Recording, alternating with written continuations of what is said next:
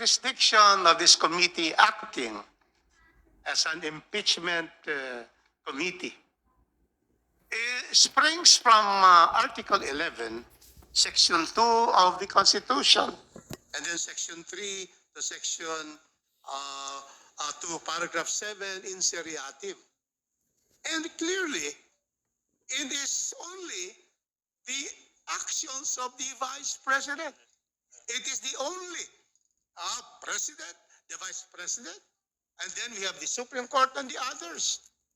So this is the distinction between them, is that there are two separate offices with two separate budgets.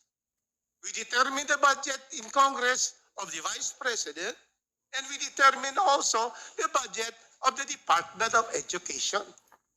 So very clear that whatever stated here in ground 2 is is ultra. It is not one of those that we will be discussing, because after all, in paragraph 3.7, the judgment of the, in case we bring this up to the Senate, is it shall not, judgment in impeachment it shall not extend further than removal from office. We cannot state in the decision, in our findings, that she committed violations as Secretary of Education. That is a matter, in fact, cases had been filed in the Ombudsman. Because the Vice President is not immune from suit. Although there's a question of whether the Ombudsman can suspend or dismiss a Vice President, because impeachable officials can only be removed through impeachment. That is another issue. But the point is that this impeachment court should only focus, because of the Constitution and our rules, that it should be, we should have jurisdiction. It should be very clear that all these actions of the Vice President falls within, and if there's a recital of facts against the Vice President, which is sufficient in substance, it proceeds. But in this very particular ground, we are ousted of jurisdiction in this case, totally devoid of jurisdiction to be ruling on what the Secretary of Justice, Secretary of Education has done. In fact, she's already resigned. She's not anymore Secretary of DepEd. So that is what this representation has studied. We have to follow the Constitution. We have to follow our rules. Thank you, Madam Chair. Just a quick manifestation. Maiksing-maiksi lang po. That rejoinder of the endorser is supposed to conclude our deliberation on the second ground. Madam Please Chair, reserve your... I believe that my manifestation is very important. If we will follow the logic of my very good professor and dean. Okay. So in the interest of equality and fairness, we recognize the Honorable Chua. Kung sasakyan po natin yung argumento ni Congressman Rufus Rodriguez, at ngayon po, meron pong kaso sa Office of the Ombudsman ang BP. Paano po bang may lumabas na warrant? Pwede po bang damputin ng Vice Presidente at sasabihin siya inaaresto bilang Secretary of DepEd, hindi bilang Vice President? We cannot separate the Vice President from her previous position as Secretary. Why? Because we are trading a fine line. Pwede po itong maabuso. At pwede po itong magamit sa Vice Presidente bukas makalawa, maglabas ng warrant. Dahil po sa kaso niya ng pending sa Office of the Ombudsman. At sasabihin, kinakasuhan siya at pinupusasan. Dahil siya po ay Secretary ng DepEd, hindi bilang Vice President ng Republika ng Pilipinas. Yun lang po. Thank you. So that Madam Chair. concludes our... I have short manifestation in the Is that interest in of line fairness. also with the argument of With Congress? the second ground. I Yeah, think it's but is it related. in line with the argument of the Honorable Rodriguez Ma'am. about the jurisdiction of this committee over the offense committed as DepEd Secretary? Madam Chair, let's not narrow the discussion. We're on ground 2, di ba ma'am? Nasa ground 2 po tayo ng impeachment. All right. So I can still This make is a separate argument for ground for 2. the second ground. The Yes, Honorable ma'am. Marcoleta is recognized. Thank you, my favorite Madam Chair. Favorite ko na po kayo. Ayan, ang sinasabi sa complaint ay may confidential funds na ginamit. At may money trail hanggang sa paglabas ng pera. But the narrative stops there. Dun sa military men.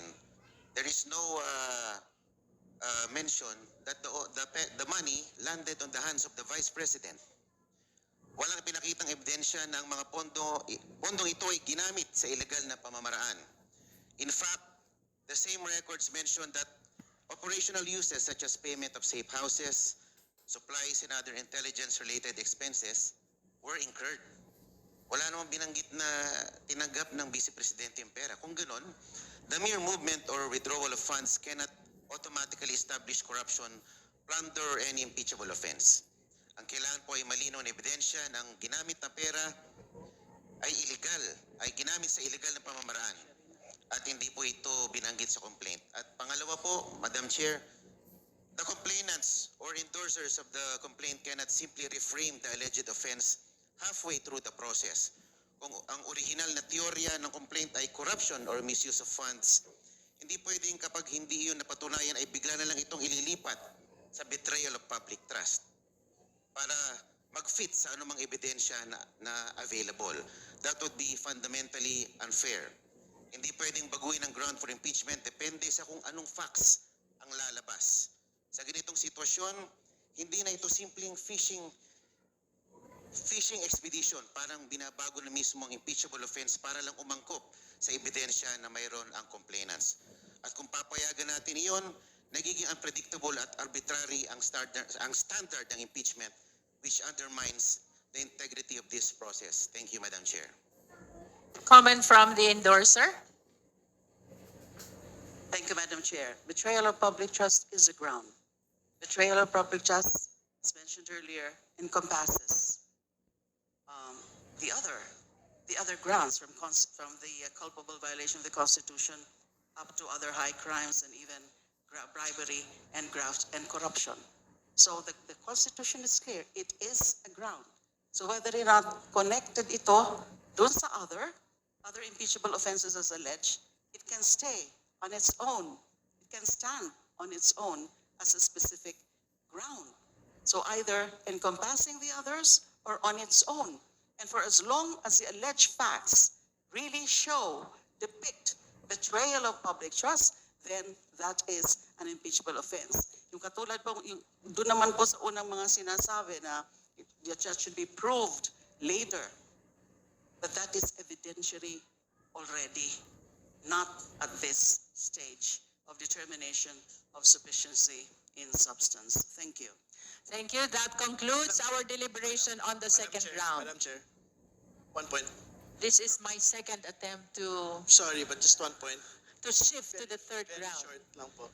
With the indulgence of the members, this will be the last justice member we will be recognizing on the second round. You may proceed, Honorable Ridon. Well, in the last 2 grounds, ulit-ulit binabanggit yung wala daw pong personal benefit. No? Si Vice President Sara Duterte. That is something that will be shown at a future time. But again, to be clear, sa totoo lang, hindi naman kailangan ng personal benefit sa malversation. In fact, marami pong mga nasasakdal ngayon sa Sandigan Bayan. All they did was basically just sign into the disbursement vouchers, sign into the bidding documents.